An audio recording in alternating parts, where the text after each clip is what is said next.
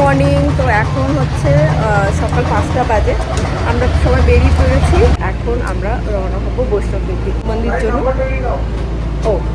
মন্দির যাওয়ার জন্য আমাদের প্রথমে যেতে হবে কাটরা। আজকে সারাদিন ওখানেই যাবে। কাটরা পৌঁছে আমরা সেখানে আজকে সারাদিন ওখানে স্টে করবো। তারপরের দিন আমরা বৈষ্ণব দেবী মন্দির যাবো। এখান থেকে এখন সকালটা কি দিয়ে শুরু করলে? বারবন বিস্কুট দিয়ে। বারবন বিস্কুট দিয়ে আগে শুরু করেছি, কারণ না হলে বমি পেয়ে যাবে। পুরো পেট খালি থাকলে অবস্থা খারাপ। এই যে আরেকজন হাসতে হাসতে আমাকে শিখিয়ে দিচ্ছে বারবন বিস্কুট খাচ্ছ সেটা বলো। করুন দশা লাগছে। বমি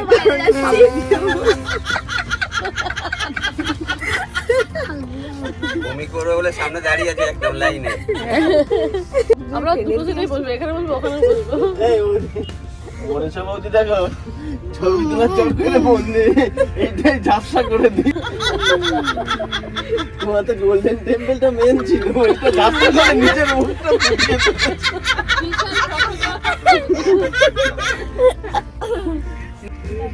ব্যাপারটা গোল্ডেন টেম্পল ক্লিক করলে নিজের মুখটা কালো হয়ে যাচ্ছে, ওটা আমারও তাই হচ্ছে। টেম্পল কোথায়? টেম্পল তো নাই। আমি আছি তো টেম্পলের সামনে। মানে টেম্পলে ক্লিক করলে মুখটা কালো হয়ে যাচ্ছে।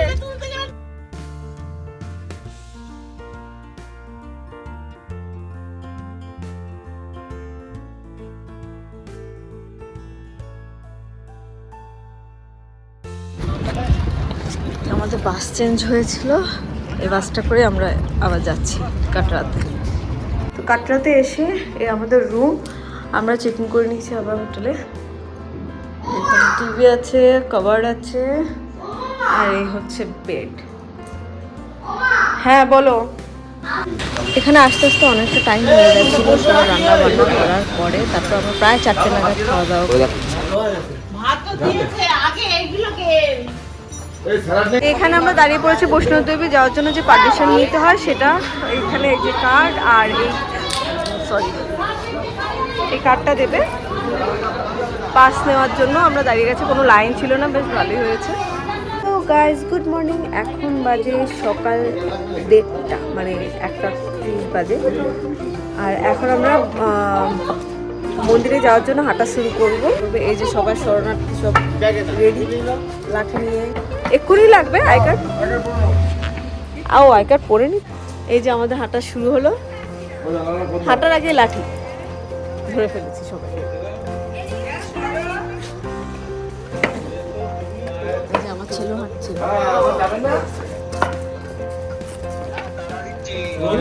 চলে আসুন, এগিয়ে আসুন, এগিয়ে আসুন, আমরা এগিয়ে এসেছি।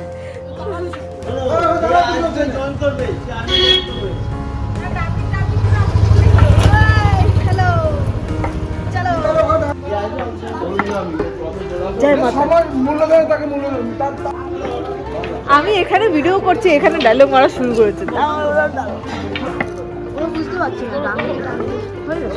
জাগতে রহো। আমরা লাঠি নিয়ে হবে ঠকঠক করতে যাচ্ছি।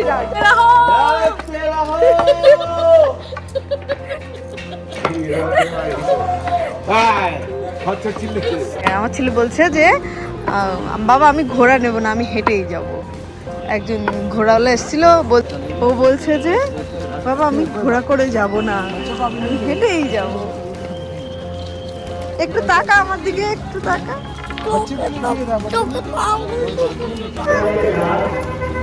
এটা কোথায় কি জায়গা? স্বাগতম লেখা।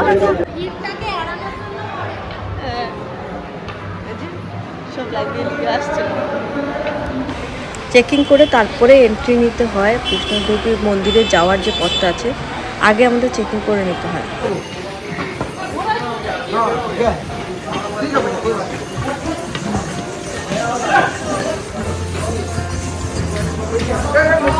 ছেলেটা 1 ঘন্টা ধরে হাঁটছে ওর বাবার সাথে, আর এখনো ঘোড়ায় উঠতে রাজি না। পুরো 1.5 ঘন্টা পর ছেলে বাবা ঘোড়াতে উঠেছে। ছেলে বাবা উঠতো না, কিন্তু ছেলেটা হাঁটতে পারবে না এতটা দূর, তাই ওকে নিয়ে ঘোড়ায় করে ও চলে যাচ্ছে। আমাকে বলেছে আমি হেঁটে যাবো বলে ঘোড়ায় উঠিনি।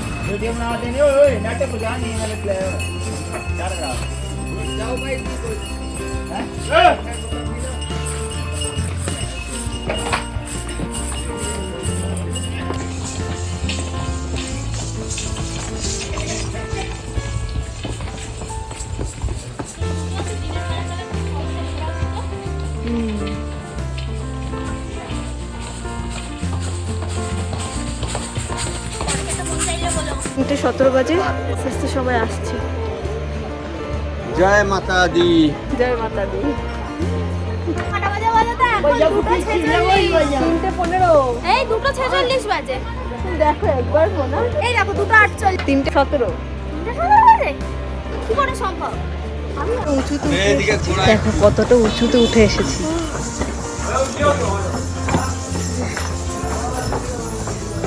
যে ট্রলিগুলো হয় সেগুলো করে বড়দেরও নিয়ে যায়, তো নিচে নিয়ে যাওয়ার কথা।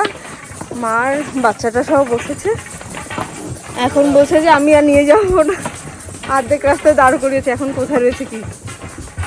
তো এখন ওরা টাকা আগে দিয়ে দিয়েছে, এখন টাকা দেবে না, বলছে যে আমরা উঠবো না গাড়ি থেকে, টাকা অর্ধেক দিতে হবে। মানে এদের আরেকজন মহিলা পাশে থেকে বলতে বলতে যাচ্ছে যে একদম দেবেন না, এদের টাকা অর্ধেক রাস্তায় নামিয়ে দেয়। মানে কি অবস্থা, না ওঠাই ভালো, বাচ্চাদেরও ওঠালে দেখবে অর্ধেক রাস্তাতে নামিয়ে দেবে। মাত্র আমার হাজবেন্ড আর ঋষি গিয়ে পৌঁছেছে, আর ঘোড়ায় করে গেছে, তো ওরা বলছে যে ভীষণ কষ্ট হচ্ছে, পায়ে খুব ব্যথা হচ্ছে, মানে ঘোড়া দুদিকে পা করে রাখতে হবে হয়তো, সেই জন্য পায়ে খুব ব্যথা হচ্ছে। ওই যে ওরা যে দৌড়াচ্ছে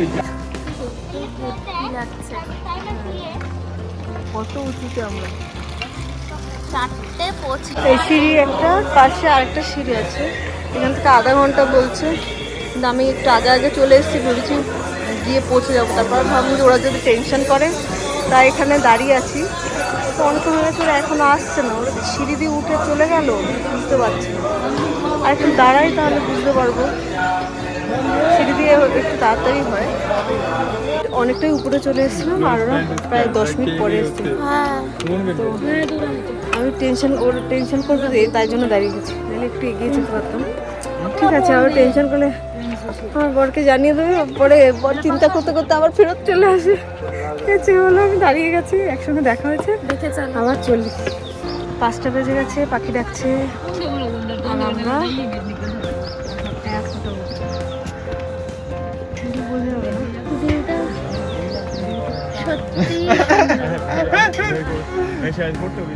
বিশেষ করে ওই দিকটা দেখো, মনে হচ্ছে কি প্রদীপ জ্বালানো রয়েছে ওই দিকটা।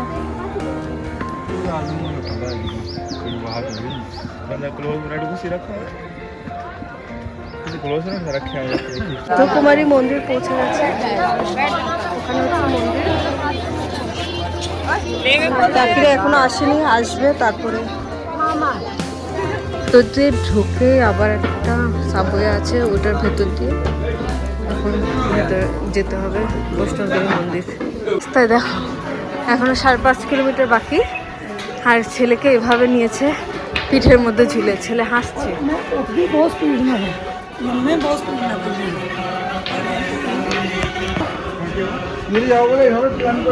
মালগড়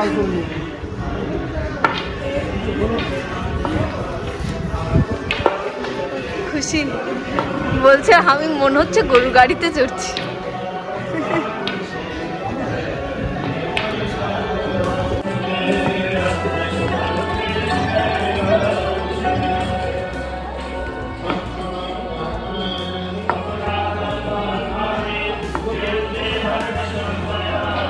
তবুও চেষ্টা চলছে, যদি মায়ের দর্শন পেয়ে যায়।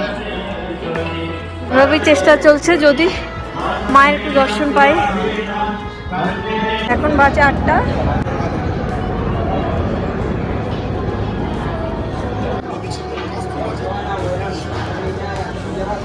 এখন 8টা বাজে, আর মাত্র 2 কিলোমিটার বাকি আছে হয়তো, তারপরে ভৈরবনাথ আরও 3 কিলোমিটার। ওখান থেকে 2 কিলোমিটার গিয়ে পৌঁছাই, তারপর মা যদি আশীর্বাদ করে তাহলে আমরা ভৈরবনাথ 3 কিলোমিটার আরও পৌঁছবো। এর কথাটা যে এরকম গন্ডগোল করেছে, এরকম ভাবে নিয়ে গেছে, টাকা করে স্কুলের ছেলেরা বন্ধুরা সব জানবে, তুই এরকম পিঠে করে ওই দেখ, ওই সব দেখাবে, দেখাবো সব। মাস্টারমশাই দিদিমণি সব দেখবেন। এখন 9:30 বাজে, আমরা মন্দিরে প্রায় কাছাকাছি পৌঁছে গেছি। আর এখান থেকে আমরা স্নান করে যদি পারি তাহলে স্নান করবো, স্নান করে তারপরে যাবো মন্দিরে। মন্দিরটা এখান থেকে দূরে ওখানে যে দেখা যাচ্ছে ওটাই হচ্ছে মায়ের মন্দির। তো আমাদের থেকে এতটুকু ডিস্টেন্সে আর মন্দিরটা আছে। স্নান করে নিয়ে তারপর আমরা ওখানে যাবো। এখন বাজে 5:25 আর আমরা মায়ের দর্শন করে তারপর ভৈরবনাথের দর্শন করে আমরা চলে এসেছি নিচে। আর আমরা এখন বেরিয়ে পড়েছি মানে হোটেলে যাবো বলে। আবার অনেক ভালো লেগেছে, খুব ভালোভাবে আমরা দর্শন করতে পেরেছি। আর সেই ব্যাপারে অনেক কিছু বলবো, কিন্তু এই মুহূর্তে না, এখনও নিচে নামার আছে। দেখি কিছু করে নামার ইচ্ছা আছে, দেখি কি পাই। আর যদি কিছু না পাই হেঁটে যেতে হবে, যতটুকু সম্ভব হেঁটে যাব। তো আমাদের সঙ্গে নিচে গিয়ে কথা বলছি। ছেলে আবার ওর বাবার কাঁধের উপর উঠে পড়েছে, ও হাঁটবে না এবার। তো যতটুকু সম্ভব ওর বাবা আবার এতক্ষণে ওর বাবার কাঁধ থেকে নেমেছে। আর এখন ওকে ওই যে বাচ্চাদের যে ট্রলিগুলো হয় সেগুলো করে নিয়ে যাওয়া হচ্ছে। মুখে হাত ছড়া, মুখ থেকে হাত সরিয়ে নাও।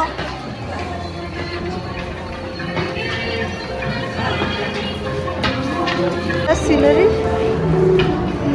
আমরা নেমে যাচ্ছি। এরকম লাগছে দিনে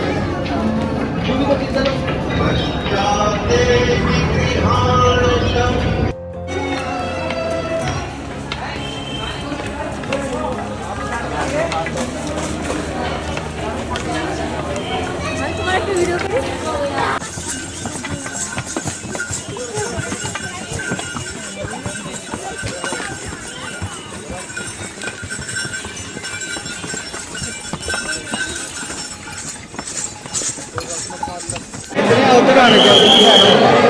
লোক দেখো কি, আমরা এখনো হাঁটছি। গাড়ি ওকে ছেড়ে দিয়েছে, সোনুকে ছেড়ে দিয়েছে, আর ওর বাবা আবার কাঁধে নিয়ে হাঁটতে হচ্ছে এখন ওকে। যখন আমরা একদম প্রায় নিচে নেমে এসেছি তখন দেখছি আমাদের সঙ্গে যে দাদারা ছিলেন তারা মাসাজ করাচ্ছে, পায়ের পিঠের মাসাজ করাচ্ছে। আমরা ঘরে চলে আসার পর আমাদের কাছে এতটাই কষ্ট হচ্ছিল আমার ওর বাবার। আমরা প্রায় 9টা নাগাদ, হয়তো 9টা এসে পৌঁছেছি ঘরে। আর আমাদের সঙ্গে আরও দুজন যারা ছিল তারা টুয়া আর মুন্না আর ওর বাবা, ওরা প্রায় 11টা নাগাদ এসে পৌঁছেছে। ওরা রাস্তা হারিয়ে ফেলেছিল। তো বলার ছিল এটাই, যাওয়ার সময় অবশ্যই চেকিং করেই তারপরে বৈষ্ণবদেবী মন্দিরের যে যাত্রাটা হয় সেটা শুরু করতে হয়।